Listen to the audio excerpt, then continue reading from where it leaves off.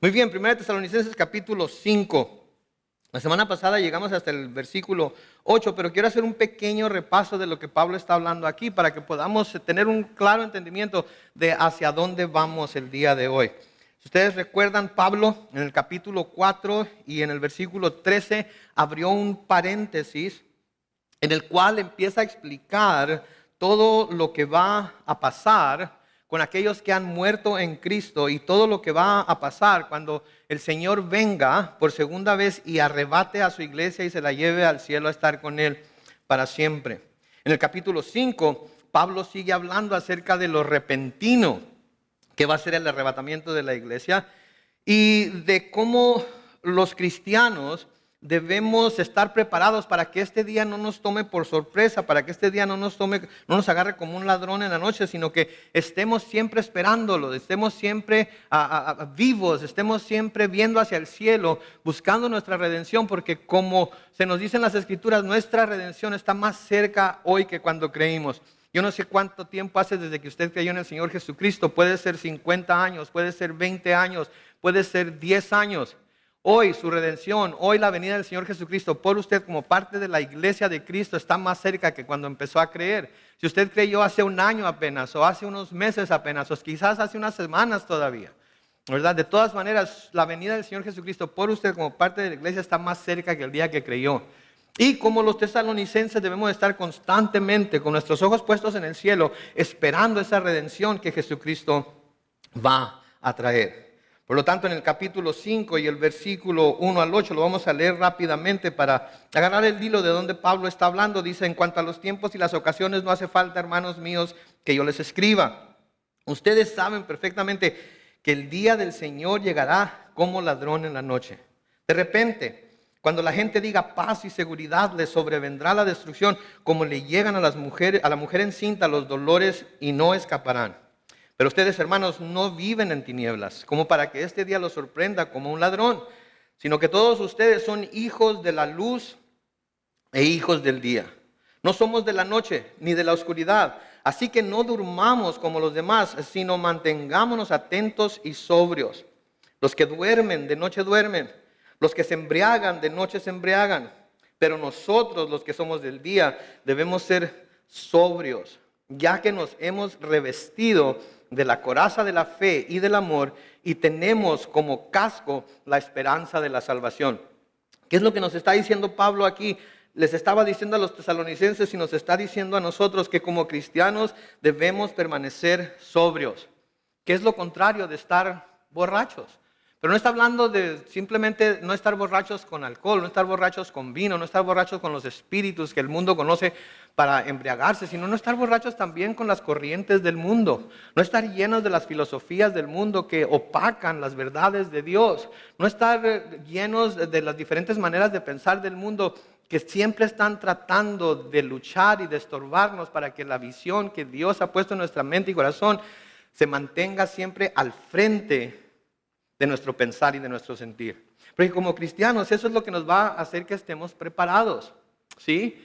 No que nos pasemos la noche en vela, no que nos pasemos todo el tiempo mordiéndonos las uñas y pensando, no, sino que siempre nos pasemos nuestra vida pensando en que esa venida del Señor Jesucristo por su iglesia puede ser en cualquier momento. Por lo tanto, me voy a ocupar de las cosas espirituales y voy a mantener las cosas espirituales al frente de mi vida, al frente de mi mente, al frente de mi corazón, porque esas son las cosas que verdaderamente importan. Si debemos entonces ser sobrios, debemos ser revestidos de la coraza de la fe. La fe en Cristo es lo que nos mantiene firmes en Él. La fe en Cristo es lo que llena nuestro corazón de esperanza. Sí, si ponemos nuestra fe en cualquier otra cosa, ponemos también nuestra esperanza en las cosas del mundo, esas cosas nos van a decepcionar, esas cosas nos van a fallar porque no son eternas, porque no tienen la fortaleza para ayudarnos a permanecer firmes. Pero la fe en Cristo sí nos mantiene firmes en Él. Por eso debemos estar revestidos de la corona, de la coraza de la fe y del amor. Y tenemos que ponernos el casco, como casco la esperanza de la salvación. No lo voy a preguntar, pero quiero pensar que todos los que estamos aquí somos salvos, ¿sí? Y si alguien no es salvo, hoy tiene la oportunidad de venir al Señor Jesucristo, pedir perdón por sus pecados y pedir que Él le lave y le limpie por el poder de su sangre y le dé su Espíritu Santo para que pueda contarse entre los salvos. ¿Sí? Pero entonces debemos de tener como casco la esperanza de la salvación. Los que somos salvos aquí debemos constantemente estar pensando en esa salvación que Jesucristo nos ha dado, en esa salvación que hemos obtenido porque Él vino a morir por nosotros y ahora tenemos la esperanza de un día estar con Él. Eso es lo que debemos de usar para cubrir nuestra mente, para mantener nuestra mente a salvo de todas las corrientes y de todas las cosas que quieren venir de nuevo, invadir nuestro pensamiento y tratar de hacernos pensar que no lo somos. Satanás constantemente está queriendo hacernos pensar que no somos salvos, que todo esto de lo de Jesucristo y de su muerte en la cruz y de la existencia de Dios, todo eso es basura, es el opio de las masas. Lo llaman en el comunismo, ¿verdad? Es lo que mantiene a las masas oprimidas, es lo que los mantiene siempre teniendo temor, siempre no viviendo su vida como ellos quieren vivirla.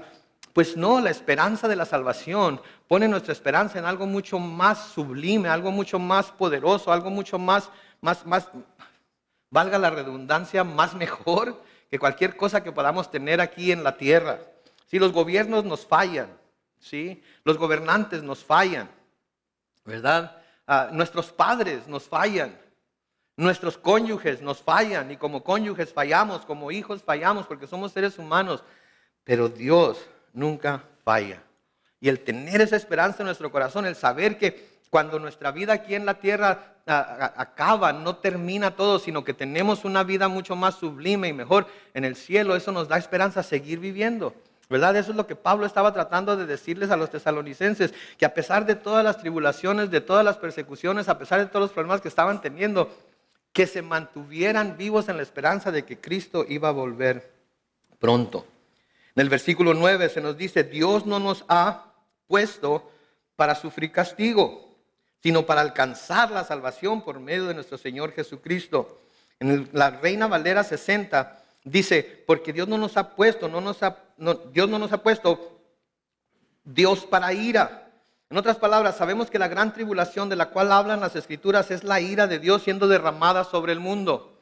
Y Dios no nos ha puesto para ira, Dios no nos ha puesto para sufrir castigo, sino para alcanzar salvación de todas esas cosas por medio de nuestro Señor Jesucristo. Si aquel que no tenga al Señor Jesucristo cuando el Señor venga, va a pasar por esa etapa que se conoce como la gran tribulación, y se nos dice que va a ser una tribulación como el mundo no ha conocido hasta hoy. Y se nos dice también que va a ser un tiempo muy difícil. Se nos dice que va a ser un tiempo en el cual a duras penas se van a salvar algunos, y para salvarse van a tener que pagar con su vida, pero físicamente, ¿verdad? Pero el Señor ya nos ha salvado. El Señor no nos salvó para pasar por esa ira, el Señor no nos salvó para pasar por el castigo. Sí, el Señor nos salvó por medio de Jesucristo. Noten el versículo 10, quien murió por nosotros para que despiertos o dormidos, que quiere decir vivos o muertos, ¿sí? Y note que dice vivos o muertos, o despiertos o dormidos, que es lo que significa vivamos unidos a Él. De manera que mientras estamos aquí en la tierra, por el medio del Espíritu Santo, vivimos unidos a Él. Pero un día, cuando dejemos esta tierra, ya sea por la muerte natural o ya sea por el arrebato de Dios, del Señor Jesucristo de la iglesia, vamos también a vivir unidos con Él, pero ahora para toda la eternidad. Luego noten lo que dice el versículo 11, por tanto, anímense y edifíquense unos a otros, como en efecto ya lo hacen. Noten la exhortación de Pablo aquí, anímense, edifíquense unos a otros. De ahí la importancia de entablar relaciones personales con nuestros hermanos, de ahí la importancia de tener relaciones profundas unos con otros, en las cuales podamos animarnos los unos a los otros cuando estemos caídos, cuando nos sintamos débiles, cuando nos sintamos atacados. Por eso en nuestra iglesia ponemos tanto énfasis en los grupos pequeños. Y no sé por qué hay tanta resistencia a pertenecer a un grupo pequeño, cuando de lo que se trata es que nosotros conozcamos a nuestros hermanos y ellos nos conozcan también, que puedan llorar con nosotros cuando lloramos, gozarse con nosotros cuando nos gozamos, ayudarnos cuando tenemos alguna necesidad espiritual o quizás hasta financiera o de cualquier tipo de necesidad, para que los tengamos a nuestro lado, para que oren por nosotros cuando estamos enfermos, para que nos ayuden cuando tengamos que hacer cosas para las cuales nosotros no somos suficientes en nosotros mismos. Y es lo que Él está diciendo aquí. Anímense y edifíquense los unos a otros como en efecto lo hacen. ¿Sí? Y una de las cosas con las que nos debemos edificar y nos debemos animar es con esa esperanza viva que tenemos de que Cristo viene en cualquier momento. Por eso cada domingo lo pregunto, por eso cada domingo lo menciono. Porque quizás vengan cansados, quizás vengan después de haber pasado una semana en la que han sido abofeteados por Satanás, en las que el mundo los ha agarrado a cachetadas, los ha masticado y los ha escupido y vienen como que, ¡ay! La hice, ¿verdad? Y espero que al escuchar que Jesucristo puede venir por nosotros ahorita mismo, eso los avive y diga, sí Señor Jesucristo, ven ahorita, ya no quiero volver a mi casa, ¿ok? El altero de trastes está en el zinc, ¿sí? Tengo que llevar a mi esposa al mercado ahorita, ¿sí? Tengo que ir a lidiar con los hijos, no Señor, ven ahorita. Y ya no voy a tener que hacer todas esas cosas. Esa es una esperanza que debe movernos a ver las cosas de esa manera.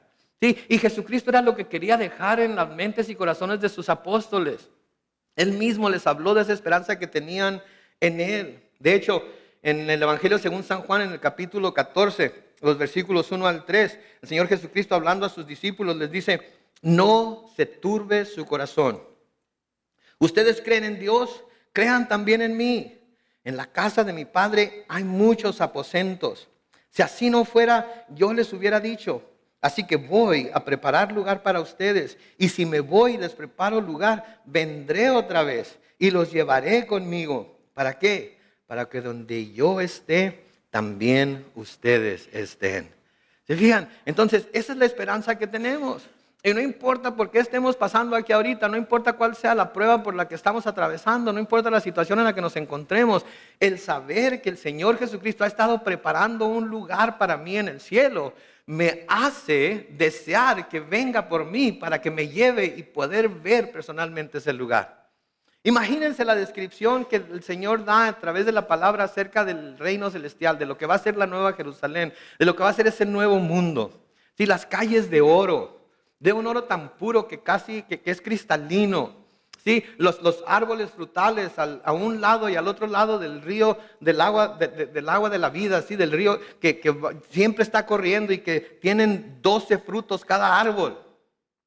Que no sé cuáles 12 frutos sean, pero con que tenga mangos y duraznos, con eso me conformo yo.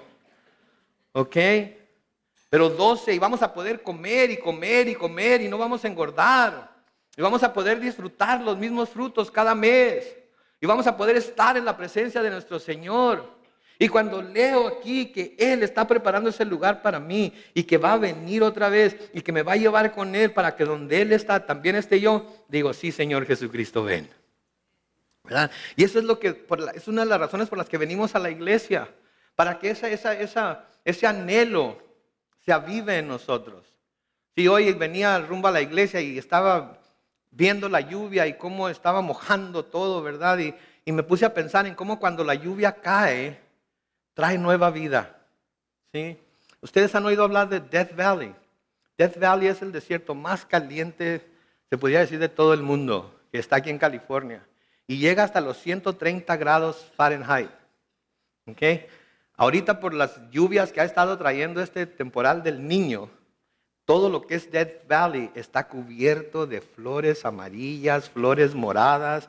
Búsquenlo en el internet, van a ver. Está todo cubierto de flores hermosas que Dios ha hecho surgir de la tierra por medio de la lluvia que Él está mandando. Entonces la lluvia es una bendición que trae vida a la tierra cuando está muerta. ¿Sí? Y una de las cosas que compartí hoy en la página de la iglesia de Facebook es: vamos a la iglesia, vamos a darle gracias a Dios y vamos a pedirle que Él haga llover su Espíritu Santo y su gracia sobre nosotros para que nuestros corazones también sean avivados, así como el desierto puede ser avivado. Porque a veces pasamos por desiertos espirituales, a veces pasamos por sequías espirituales, pero cuando venimos a la iglesia y nos reunimos con los hermanos y cantamos a Dios y estudiamos su palabra y nos acordamos de sus promesas y vemos que son sí y amén en Cristo, nuestro corazón se alegra, nuestro corazón se fortalece y somos edificados por ellos. Entonces, hoy vamos a volver al tema que Pablo estaba tratando en el capítulo 4, ¿sí? Y en el capítulo 4, antes de ese paréntesis que abrió, Pablo estaba haciendo una exhortación a los hermanos a vivir una vida agradable al Señor. Una vida en santificación, una vida de santidad al Señor, que lo único que quiere decir, como ya lo estudiamos, es una vida separada para Dios. Una vida en la cual todo nuestro ser está separado para Él, para su servicio, para su uso, para su gloria, para la alabanza, para su honra de Dios. ¿Sí? Y ahora vamos a seguir con las exhortaciones a los hermanos, porque al parecer se había dado cierta tensión entre las personas a las que parece él dirigirse en el capítulo 4, versículos 11 y 12, que no estaban ni procurando vivir en paz, ni ocupándose de sus propios negocios, y no estaban trabajando con sus manos. Y ahora Pablo parece ser que vuelve a exhortar a estas personas a fin de que se conduzcan honradamente, tanto en la iglesia como con los de afuera. Porque el hecho de que estas personas no estuvieran viviendo como debían de vivir estaba causando fricción entre ellos y los líderes que Pablo, dirigido por el Espíritu Santo, había puesto en la iglesia. Y es importante que reconozcamos esto. Sí, porque el Señor nos ha dado líderes en la iglesia precisamente para que nos enseñen, para que nos amonesten, para que nos dirijan. Y nosotros debemos de buscar, siempre y cuando nos estén llevando por el camino que las Escrituras claramente trazan, respetar y obedecer a esos líderes. ¿Sí? Ahora, quiero decir algo acerca de nuestra iglesia.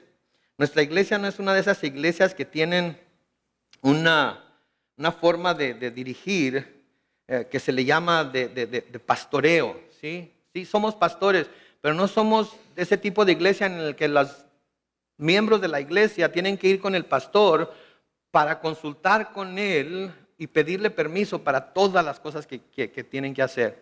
Hay iglesias en donde los hermanos van con el pastor para pedirles permiso para andar de novios. Van a pedirles permiso para casarse. Si se piensan cambiar de trabajo, tienen que ir con el pastor para preguntarles si tienen la libertad para hacerlo o no. ¿Sí? Todo, el pastor controla absolutamente todo aspecto de su vida. Quiero dejarles saber algo acerca de nuestra iglesia. Nuestra iglesia no es así. Que en nuestra iglesia, nosotros los pastores estamos aquí para instruirlos en la palabra de Dios, para darles consejos si nos piden consejo, para ayudarles a ver lo que las Escrituras dicen acerca de la situación por la que están pasando. Pero no vamos a ser jueces y jurados de lo que deben hacer. De manera que vienen, por ejemplo, padres e hijos a consultarnos acerca de lo que el padre puede hacer para corregir al hijo o lo que sea, o para que el hijo obedezca al padre. Lo que hacemos es, vamos a las Escrituras, les decimos, esto es lo que las Escrituras dicen, pero luego el padre y los hijos tienen que decidir si se van a apegar a lo que las Escrituras dicen o no. Yo no voy a decir, tú estás bien y tú estás mal, así es que o tú te compones o tú le puedes dar por la cabeza con la Biblia más pesada que tengas a ver si se le pega algo. No, yo no voy a ser el juez y el jurado, yo les voy a exponer lo que la palabra de Dios dice y ustedes van a tener que tomar la decisión de si lo siguen o no. Viene una pareja a pedir consejería, de nuevo, les vamos a exponer lo que la palabra de Dios dice, les vamos a hablar con claridad acerca de lo que la palabra de Dios claramente dice que Dios espera del esposo y de la esposa. Y luego ustedes van a decidir si van a apegarse a lo que la palabra de Dios dice o no. Yo no les voy a decir al esposo, si es que de ahora en adelante vale más que la trates como Dios dice y vale más tú que te sometas a Él. No, esa no es mi responsabilidad. Mi responsabilidad como pastor y como líder es presentarles lo que la palabra de Dios dice y ustedes toman la determinación, porque saben que al final de cuentas no van a ser responsables delante de mí de lo que hagan, van a ser responsables delante de Dios de lo que hagan. A Él le van a tener que dar cuentas, ¿verdad? Y desafortunadamente hay mucha gente que viene de iglesias como las que les mencioné, que a veces quieren que viene el pastor, pastor, dígale a mi hijo por favor que me tiene que obedecer. Ok, chamaco, tienes que obedecerle a tu papá. Y viene una semana después, no me obedeció. ¿Qué quiere? ¿Me quito el cinto y le doy el cintarazo? ¿Qué hago? No, como pastores no estamos llamados a ser jueces y jurados entre las personas que tienen problemas. Somos llamados a decir, bueno, mi hermano, mi hermana, joven, esto es lo que la palabra de Dios dice. Si tienes a Cristo en tu corazón y lo llamas tu Señor y dices que quieres vivir para Él, entonces vas a hacer lo que la palabra de Dios dice sin que nadie te obligue, simplemente porque sabes en tu corazón que es lo correcto. Ahora, obviamente no es tan sencillo como eso a veces. Tenemos que tratar con diferentes problemas, pero siempre tenemos que tratarlos en base a lo que la palabra de Dios dice. Y podemos confiar en que si las personas siguen lo que la palabra de Dios dice, los problemas van a desaparecer. No del todo, porque somos seres humanos y somos imperfectos, pero van a ser las cosas más fáciles. Entonces Pablo va a hablar aquí acerca del liderazgo y de cómo la iglesia debe ver a los líderes. Y créanme, este es un pasaje que yo hubiera deseado que algún predicador invitado viniera a tratarlo, ¿verdad? Que algún predicador invitado viniera a predicárselos para no ser yo, pero no pude conseguir a ninguno. Así es que se los voy a tener que predicar yo. Pero quiero, como dijo el pastor Brett en el servicio de la mañana, quiero que al hablar de estos pasajes, cuando piensen en el líder, no piensen en mí. Piensen en alguien más. Piensen en el pastor Bill. O piensen en el hermano Eddie. ¿Okay?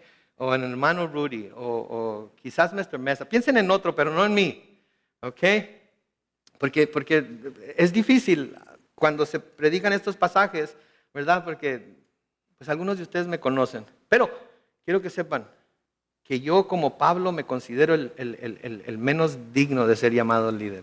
El menos digno de ser llamado pastor. Lo soy por la gracia de Dios. Pero no es porque yo en algún momento dado dije, creo que llegué a un nivel espiritual en el cual yo puedo ser pastor. Si es que voy a llenar una solicitud y voy a hacer mi currículum vitae y lo voy a mandar a diferentes iglesias para ver en dónde me contratan. No fue así, créanme. Yo estuve sirviendo aquí en esta iglesia por 10 años, en diferentes ministerios, desde el ministerio de niños hasta alabanza, hasta home fellowship, hasta todos tipos de ministerios. Y fueron los pastores de la iglesia que me dijeron, el Señor ha puesto en nuestro corazón que te llamemos a servir como pastor de tiempo completo y queremos invitarte a ser parte del cuerpo de pastores. Y después de orar mi esposa y yo y pedir dirección al Señor, sentimos que el Señor era el que nos estaba llamando y por eso estamos aquí. Así es que por favor, al hablar de esto, piensen en algún otro líder, pero no en mí. Noten en el versículo 12, Pablo les dice a los tesalonicenses, hermanos, les rogamos que sean considerados con los que trabajan entre ustedes y que los instruyen y dirigen en el Señor. Noten, hermanos, les rogamos que sean considerados con los que trabajan entre ustedes y que los instruyen y dirigen en el Señor. Al hablar aquí de aquellos que trabajan entre ustedes, que los instruyen y dirigen en el Señor, está hablando acerca de pastores, sí, pero también está hablando acerca de ancianos. Está hablando acerca de lo que la palabra de Dios llama obispos, ¿sí? No diáconos, obispos. Sí, diáconos es otro grupo de siervos. Pero está hablando de ese tipo de personas. ¿Sí? Y entre nosotros tenemos pastores, tenemos ancianos, tenemos líderes que en un momento dado enseñan a la congregación o enseñan a un grupo pequeño o enseñan a otras personas. En lo personal, yo creo que aquí Pablo está hablando acerca de todos aquellos que de alguna manera trabajan en la congregación para instruir y dirigirlos en el Señor. Y como cristianos, somos llamados a ser considerados y reconocer a nuestros líderes. Reconocerlos como la autoridad espiritual que Dios ha puesto sobre nosotros. Y reconocer que lo que están haciendo es una obra que Dios les está dando a ellos para que la hagan en nosotros y con nosotros. ¿Sí? Y tomamos muy en serio esa responsabilidad y esa obra que Dios nos ha dado para hacer.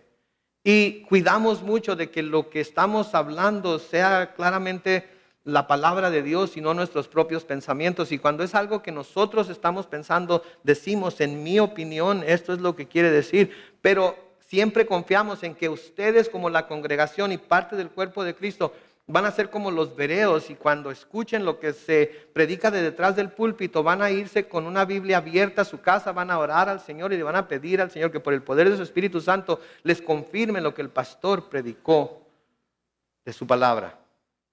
No que crean lo que otro pastor dijo, porque bueno, eso es lo que dice el pastor Carlos, pero el pastor fulano de tal lo dijo de esta otra manera. Ok, tomen lo que dijo el pastor Carlos y tomen lo que dijo ese pastor, llévenlo delante del Señor y pídanle que por su Espíritu Santo Él les guíe y les dirija y Él les muestre cuál es la verdad. Y créanme, si yo dije algo que ustedes sienten que el Señor les está mostrando algo diferente, no empiecen a desparramarlo por todos lados. Vengan a mí y díganme, pastor, ¿sabe qué? La semana pasada dijo esto acerca de este tema y yo creo que la palabra de Dios, eso no es lo que dice, esto es lo que yo creo que quiere decir. Ok, vamos a platicar, vamos a dialogar, vamos a ver. Yo no creo que ya lo sé todo. Nunca he creído que ya lo sé. Bueno, sí, cuando tenía entre 15 y 17 años sí creía que lo sabía todo. Los que tienen adolescentes saben de lo que estoy hablando, ¿verdad? En esa edad lo sabemos todo, ¿verdad?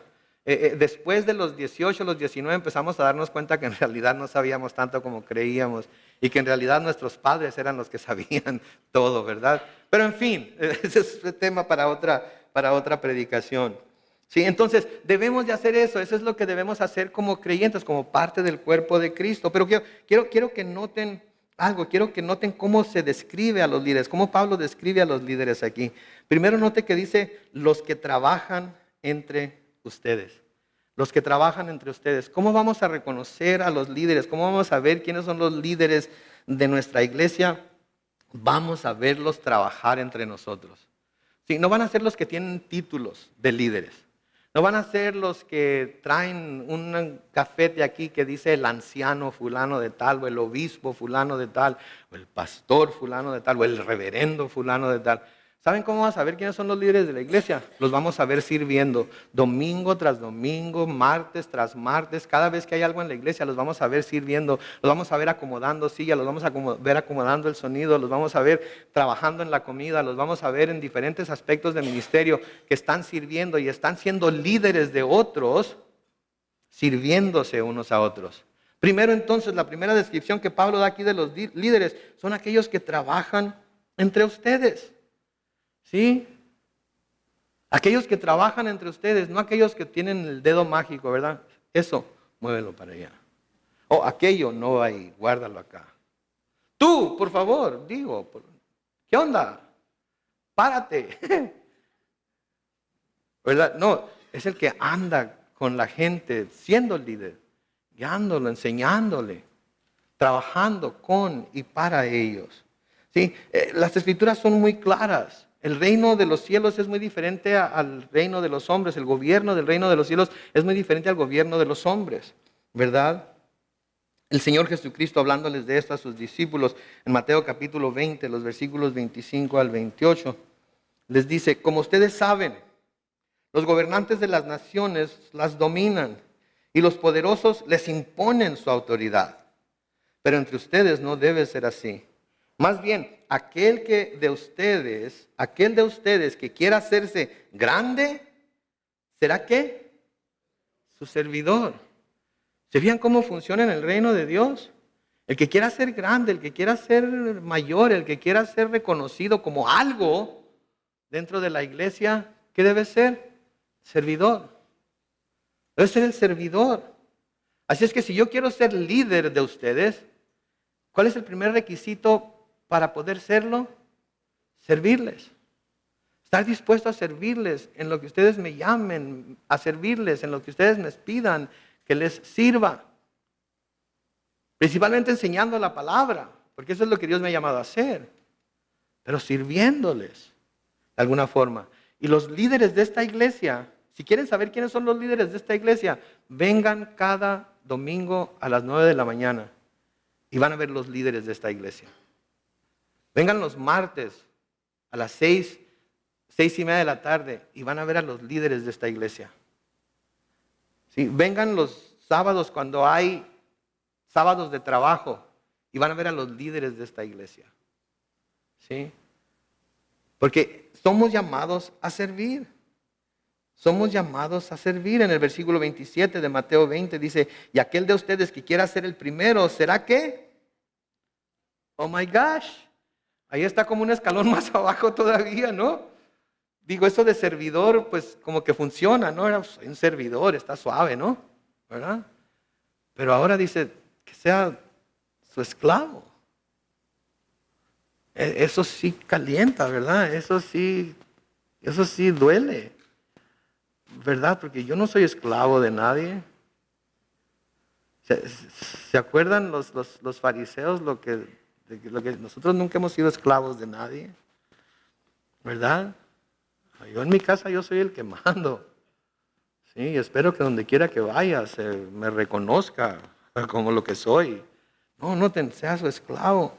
Y luego noten lo curioso del versículo 28. Imiten al Hijo del Hombre, que no vino para ser servido, sino ¿para qué? Para servir y para dar su vida en rescate. ¿Por cuántos?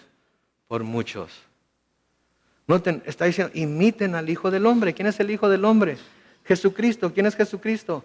Dios Todopoderoso. ¿Quién es Dios Todopoderoso? El Creador de cielos y tierra, de todo el universo, de lo que vemos y de lo que no vemos. Sin embargo, Él se humilló a sí mismo y vino a la tierra en forma de hombre y no vino para que le sirvieran. ¿Vino para qué? Para servir. Es tremendo esto. Es tremendo. Porque esa no es nuestra naturaleza, ¿verdad? Nuestra naturaleza es la de que alguien nos sirva, ¿verdad? Y nadie me va a pisotear. Y nadie me va a hacer menos.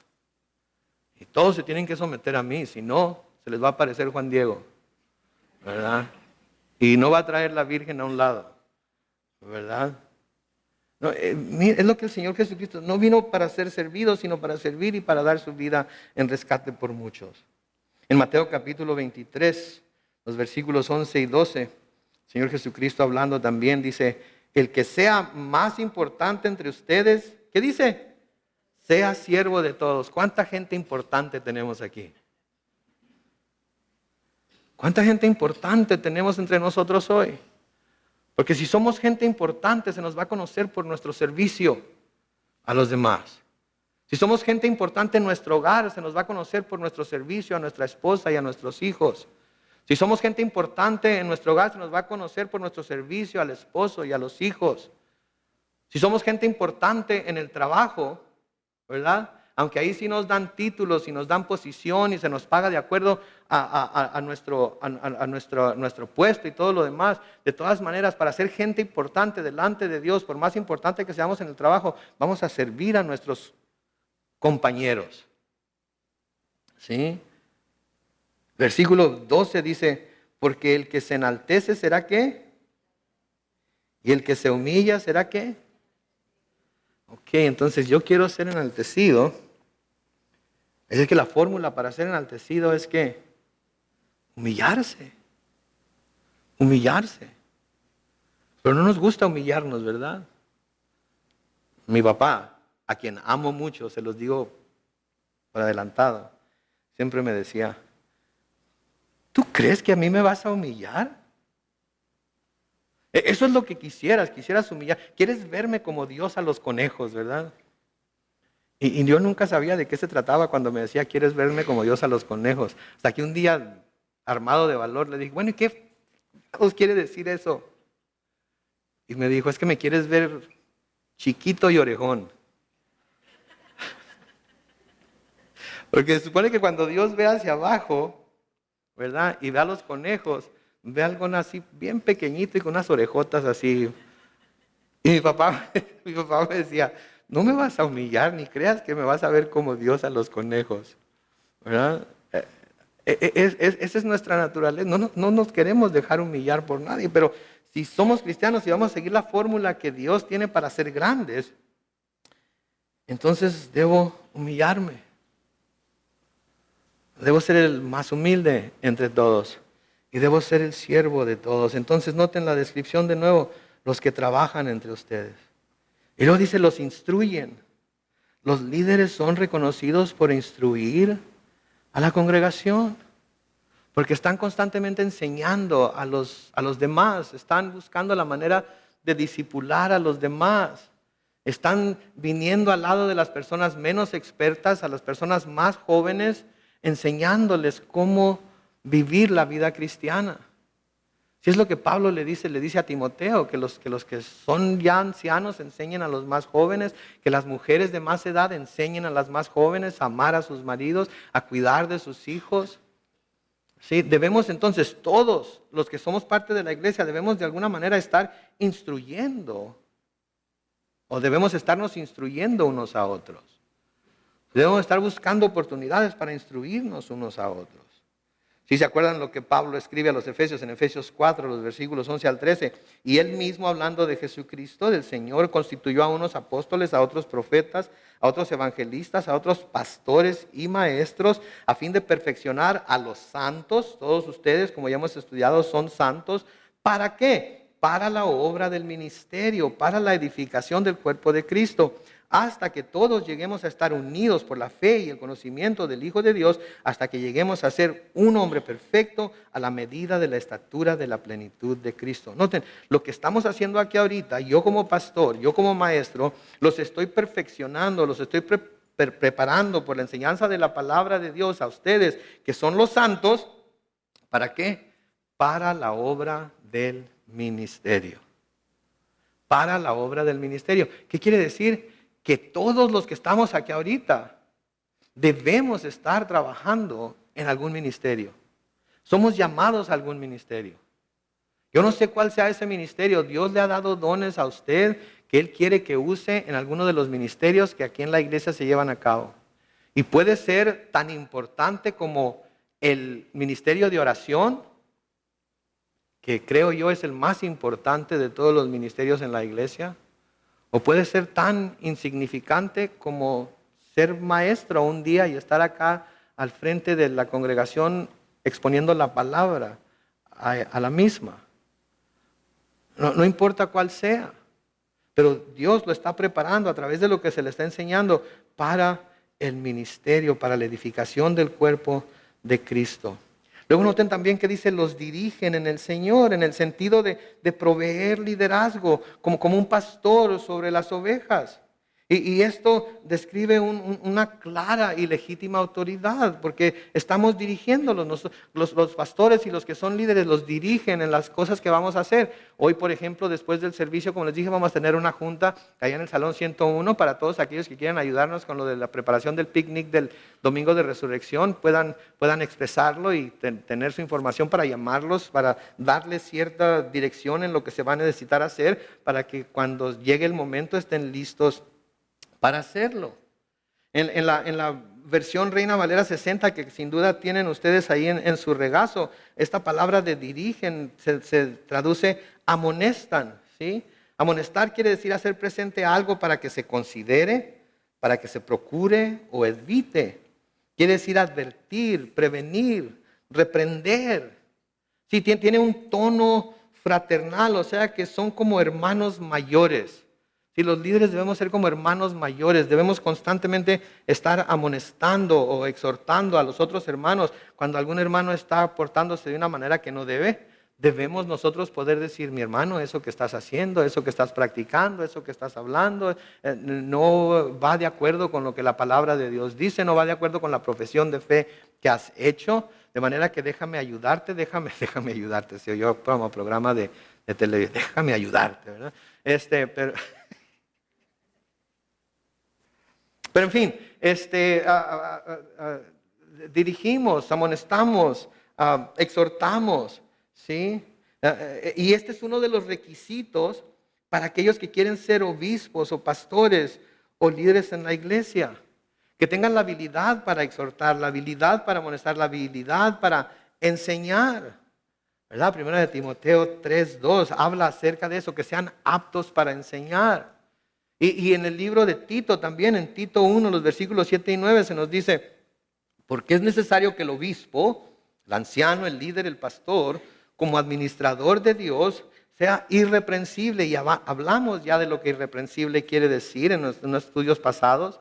Y luego dice, no soberbio, ni iracundo, ni afecto al vino, ni pendenciero, ni codicioso de ganancias deshonestas, sino hospitalario, amante de lo bueno, sobrio, justo, santo, dueño de sí mismo. Y luego noten el versículo 9, apegado a la palabra fiel, tal y como ha sido enseñada, para que también pueda exhortar con sana enseñanza y convencer a los que contradicen. Convencer a los que contradicen. ¿Sí? Enseñarles con claridad. ¿Sí? Para que decidan si van a aceptar lo que la palabra de Dios está diciendo o no. Entonces los líderes, obispos y pastores, estamos aquí de nuevo para exponer la palabra, pero es el Espíritu Santo el que va a convencer a la persona, a ayudarla a sentir convicción de lo que se le está enseñando, de lo que se le está predicando, es la verdad. ¿Verdad? Pero no el pastor, a veces al pastor se le da demasiada autoridad. ¿Verdad? A veces al pastor se le da más autoridad de la que el pastor en realidad quiere. ¿Sí? Y debemos de tener cuidado con eso. ¿Sí? Ahora, la palabra de Dios, así como da instrucción acerca de las cualidades que debe tener alguien que es obispo, líder o pastor, ¿verdad? También nos dice cómo debemos nos da guías y nos da ciertos límites, ciertas cosas que debemos hacer como tales para poder glorificar a Dios en lo que estamos haciendo. ¿Sí? Y les pido, por favor, no les pido, les exijo, por favor, que cuando vean que yo como pastor me estoy comportando de una manera diferente a las que estoy enumerando aquí en algún aspecto de mi vida, de mi ministerio, por favor, llámenme a cuentas por ello. ¿Sí? No se imaginan cuántas veces han venido hermanos a mí después de que he dicho algo o he hecho algo y me han amonestado por algo que hice.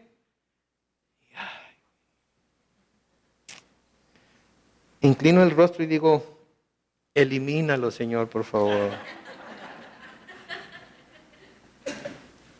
No es cierto, no es cierto.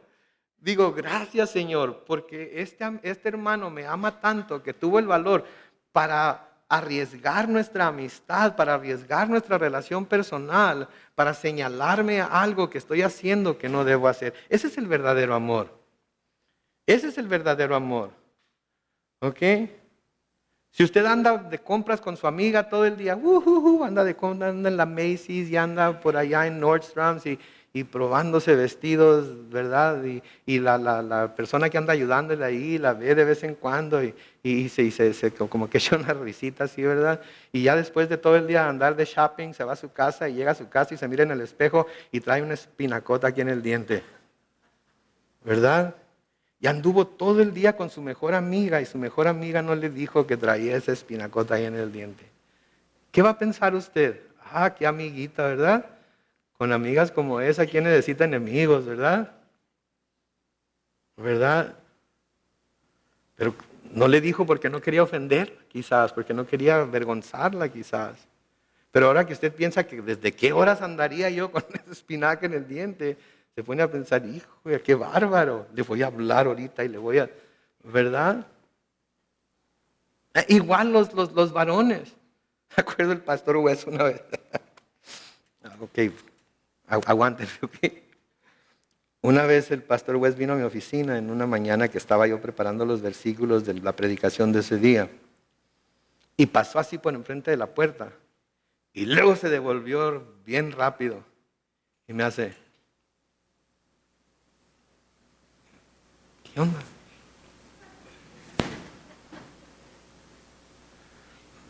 Tenía algo pegado aquí en el bigote. Y ustedes imaginan lo que era. ¿Ok? Y le digo, ¿sabes qué? Gracias por decirme. Ya han entrado 2 personas antes que tú a mi oficina. Y no me dijeron absolutamente nada. Tú sí me amas. Aquellas otras, ahorita que las vea, verás lo que... No, no es cierto, no es cierto. Pero debemos entonces de poder nosotros tener la libertad para arriesgar nuestra relación, nuestra amistad, para llamarnos a cuentas los unos a los otros. ¿Sí? Y los pastores, los líderes, los obispos, para eso es parte de lo que a lo que Dios nos ha llamado a hacer, pero nos ha dado ciertas guías y cierta dirección para que lo hagamos. Miren en 1 de Pedro capítulo 5, comenzando con el versículo 1, Pedro escribiendo aquí dice: yo, que he sido testigo de los sufrimientos de Cristo y que he participado de la gloria que será revelada, como anciano que soy, les ruego a los ancianos que están entre ustedes, cuiden de la grey de Dios, que está bajo su cuidado, pero háganlo de manera voluntaria y con el deseo de servir, y no por obligación ni por el mero afán de lucro. No traten a la grey como si ustedes fueran sus amos. Al contrario, sírvanle de ejemplo. Así, cuando se manifieste el príncipe de los pastores, ustedes recibirán la corona incorruptible de la vida. ¿Se fijan ustedes? Eso es lo que debe ser un pastor. Eso es lo que debe ser un líder. ¿Sí? No traten a la grey de Dios como que ustedes son sus amos. Sírvanles de ejemplo. ¿Sí? Háganlo de manera voluntaria. No sean de los que mandan a todo mundo a servir, pero ustedes no sirven porque yo soy el líder, yo soy el pastor, yo soy el mero. ¿Sí? Yo no voy a... Poniendo sillas, quitando sillas, cargando trailers, cocinando chorizo, ni en la casa cocino para mi esposa y para mis hijos, y voy a andar allá cocinando chorizo. No. Sí, y cuando se encuentren con un pastor, con un líder como esos, ¿saben qué? Huyan. Porque lo único que está buscando hacer es ser exaltado. Pero para ser exaltado, ¿qué se tiene que hacer? Humillarse. Señor Jesucristo se humilló hasta lo sumo y por eso Dios lo exaltó también hasta lo sumo. Para que ante el nombre de Jesucristo se doble toda rodilla de los que están en el cielo y en la tierra y debajo de la tierra, y para que toda lengua confiese que Jesús es ¿qué? El Señor. Él es el Señor. Él es la cabeza de la iglesia. Él fue Él es el que la está edificando. Él es el fundamento. ¿Sí? Él es el que pagó por ella con su propia sangre. Yo no pagué por esa iglesia. Jesucristo pagó por ella. Jesucristo pagó por ustedes, no yo. Él derramó su sangre. A estas personas entonces Pablo exhorta a los tesalonicenses, noten en el versículo 13 de 1 Tesalonicenses 5, ténganlos en alta estima y ámenlos por causa de su obra y ustedes vivan en paz. Noten lo que dice aquí, ténganlos en alta estima y ámenlos por la posición que tienen. ¿Es lo que dice ahí? No, ámenlos por causa de su obra, por el trabajo que tienen que hacer, por el trabajo que se les ha encomendado hacer. No porque es el pastor. Ahí viene el pastor. Ahí viene el pastor. Cállense. Pónganse a trabajar. No, por el trabajo que se les ha encargado hacer. Hijos. ¿Ok? A veces los hijos tienen la tendencia a no respetar y no amar a sus padres, ¿verdad? Porque no merecen mi respeto, ¿verdad? Si se dieran a respetar, entonces los respetaría. No los respeten porque tienen el título de padre o madre, que lo tienen. Respétenlos y ámenlos por el trabajo que Dios les ha dado de criarlos a ustedes, de cuidarlos a ustedes, de proveerles a ustedes. Tienen una obligación y una responsabilidad muy grande delante de Dios.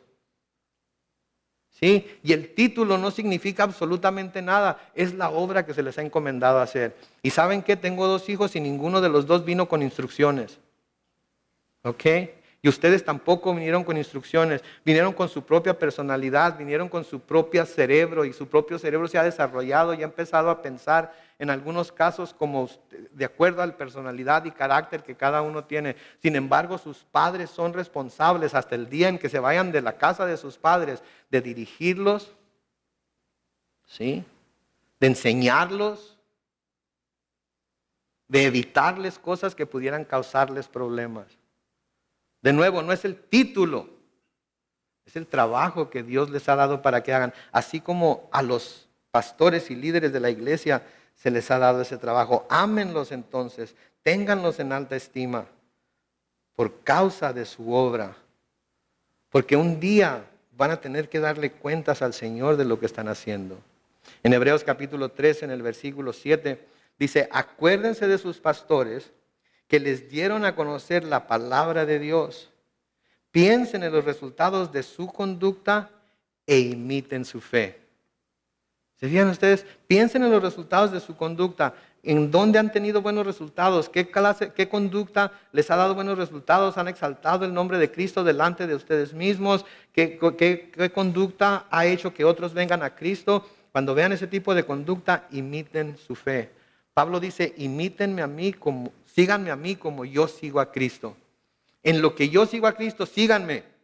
Cuando vean que yo me desvío de lo que Cristo haría o de lo que diría, no me sigan. Y recuerden que cuando lleguen delante de Dios no van a decir, pues el pastor Carlos lo hacía. ¿Saben qué? No les va a valer de nada delante de Cristo el que yo lo haya hecho. Ustedes van a ser juzgados por los que ustedes hagan en su cuerpo, bueno o malo. Y no le van a poder echar la culpa a sus padres, y no le van a poder echar la culpa a sus maestros, y no le van a poder echar la culpa a sus pastores. Ustedes van a ser responsables delante del Señor. En Hebreos 13, 17 dice, obedezcan a sus pastores, respétenlos. Ellos cuidan de ustedes porque saben que noten, que rendir cuentas a Dios. Así ellos cuidarán de ustedes con alegría y sin quejarse. De lo contrario, no será provechoso para ustedes. Noten, los pastores sabemos que tenemos que cuidar de ustedes, de sus almas, de su vida espiritual. Tenemos que alimentarlos, tenemos que edificarlos, tenemos que ayudarles, tenemos que animarlos. Porque sabemos que vamos a tener que rendirle cuentas a Dios un día de lo que hicimos como pastores y líderes. Y esa es una gran responsabilidad que tenemos. En 1 Timoteo 5, 17 dice, los ancianos que gobiernen bien o que gobiernan bien deben considerarse dignos de doble honor. Noten lo que dice ahí, mayormente los que se dedican a predicar y a enseñar. De nuevo, no lo digo por mí, es difícil para mí lidiar con este tema hoy, pero lo digo porque la palabra de Dios lo dice. Y saben que tenemos muchos otros maestros, tenemos muchos otros líderes. Sí, las personas que están aquí al frente dirigiendo la alabanza nos están dirigiendo hacia Dios por medio de la alabanza. Y cómo ellos presentan la alabanza y la humildad con la que presentan esa alabanza y la forma en la que presentan esa alabanza delante de Dios y delante de ustedes, Dios los va a llamar a cuentas a ellos por lo que están haciendo. Si lo están haciendo por su propia gloria, si lo están haciendo para exhibirse a sí mismos o si lo están haciendo para exaltar el nombre de Cristo. Si las personas que están ahí atrás, cuando sirven, están sirviendo para que todo el mundo los... mira, él siempre está en la puerta, ella siempre está en la puerta, este hermano siempre está ahí pegado a la computadora, ni siquiera voltea para arriba porque no quiere equivocarse. El hermano del sonido, qué bárbaro. No, lo están haciendo para Cristo, lo están haciendo para Él. ¿Sí? Entonces, debemos de considerarlos como dignos de doble honor. Mayormente a los que se dedican a predicar y a enseñar. Versículo 14 de 1 Tesalonicenses 5 dice, también les rogamos, hermanos, que les llamen la atención a los ociosos, que animen a los de poco ánimo, que apoyen a los débiles y que sean pacientes con todos. Noten que ahora no se está dirigiendo a los pastores nada más. Ahora, ¿a quién se está dirigiendo? A todos los hermanos. A todos los hermanos. Y noten lo que les está mandando a hacer. Les rogamos, hermanos, que les llamen la atención a los ociosos. Ustedes. ¿Verdad? Y cuando habla aquí de ociosos, no está hablando nada más de los flojos. Está hablando de los que no se alinean con la palabra de Dios, de los que por más que reciben enseñanza y por más que reciben instrucción, siguen todavía montados en su macho de que van a hacer las cosas como ellos quieren. Y está llamando a toda la congregación. Está llamando a toda la congregación a que animen a los de poco ánimo, a los que están cansados, a los que se sienten como que siempre la están regando y como que nunca van a salir de ese problema en el que están. Ustedes anímenlos. Apoyen a los que saben que son débiles en la fe, físicamente, en la cualquier debilidad que tengan, y sean pacientes con todos. ¿Sí? Sean pacientes con todos. ¿Sí? Es algo que la iglesia, todos como miembros de la iglesia debemos estar haciendo. ¿Sí? Pablo les escribe a los romanos en Romanos 15:14, estoy seguro, hermanos míos, de que ustedes mismos están llenos de bondad y de todo conocimiento, de tal manera que pueden, ¿qué? Amonestarse unos a otros. Pero ¿saben cómo vamos a poder amonestarnos unos a otros? Cuando nos conocemos lo suficiente como para tener la confianza de amonestarnos unos a otros. Pero muchos de nosotros venimos a la iglesia, estamos aquí el domingo en la mañana, ¿sí? O el martes en la noche, ¿ok? Y ya no volvemos a reunirnos con nuestros hermanos en ningún otro lugar, de ninguna otra forma. Y nadie nos conoce. Y no saben la gente cuándo estamos sufriendo, cuándo no, cuándo estamos débiles, cuándo estamos fuertes. No sabemos cómo podemos orar por ustedes. Y no sabemos que ustedes pueden orar por nosotros también porque tenemos esa, no sé, mentalidad de que, ok, es domingo, vamos a la iglesia, en cuanto se acabe, guardo mi silla y nos vemos el próximo domingo. Y nunca entablamos relaciones personales profundas en las cuales estemos constantemente mezclados en la vida los unos de los otros. No de metiches, no de chismosos, pero cuidándonos los unos a los otros. En Colosenses 3:16 dice la palabra de Cristo, habite ricamente en ustedes, instrúyanse y exhórtense unos a otros con toda sabiduría, canten al Señor salmos, himnos y cánticos espirituales con gratitud de corazón. Noten lo que dice, instrúyanse y exhórtense unos a otros con toda sabiduría. Sean pacientes. Sean pacientes. Sí, Hebreos 10:35 nos dice, por lo tanto no pierdan la confianza que lleva consigo una gran recompensa. Lo que ustedes necesitan, dice el versículo 36, es tener paciencia para que una vez que hayan hecho la voluntad de Dios, reciban lo que Él ha prometido darnos. Paciencia, paciencia, Señor, paciencia. ¿Verdad? Tenemos que ser pacientes los unos con los otros, siempre buscando exaltar a Dios. Versículo 15 de 1 Tesalonicenses 5 dice, tengan cuidado de que nadie pague a otro mal por mal. Más bien, procuren siempre hacer el bien, tanto entre ustedes como con los demás. Noten, tanto con los que están aquí adentro como los que están afuera. No busquen pagar a otro mal por mal. Procuren siempre hacer el bien, tanto entre ustedes como con los demás. En Romanos 12, versículos 17 al 21, Pablo escribe, no paguemos a nadie mal por mal. Procuremos hacer lo bueno a los ojos de todo el mundo. Si es posible y en cuanto dependa de nosotros, vivamos en paz con todos. No busquemos vengarnos, amados míos. Mejor dejemos que actúe la ira de Dios, porque está escrito, mía es la venganza, yo pagaré, dice el Señor. Por lo tanto, si nuestro enemigo tiene hambre, démosle de comer. Si tiene sed, démosle de beber. Si así lo hacemos, haremos que éste se avergüence de su conducta. No permitamos que nos venza el mal. Es mejor vencer al mal con el bien.